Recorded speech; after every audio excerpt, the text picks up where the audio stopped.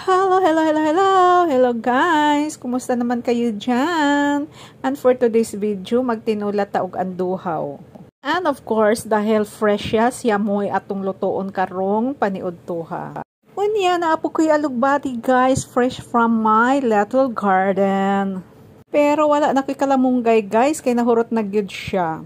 Tiyan, nakikita nyo ba yung payong dyan? Yes guys, true, very true, legit. Pinayungan ko ang aking gas rinse dahil pag nag-uulan guys, mababasa siya kasi hindi po nakasirado ang likod namin. Hindi pa kasi namin yan na guys, kasi wala pang budget para dyan. At ayan guys, nilulunod ko na ang aking alugbati. O, diba?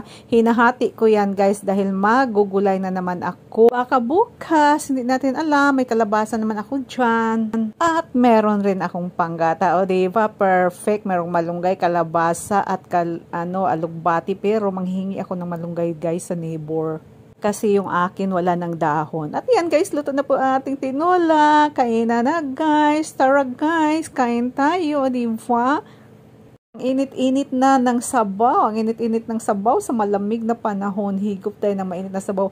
At meron pa akong suman. O diba? And that's it for today's video guys. Thank you so much for watching. Bye! And God bless everyone. Ingat po tayong lahat.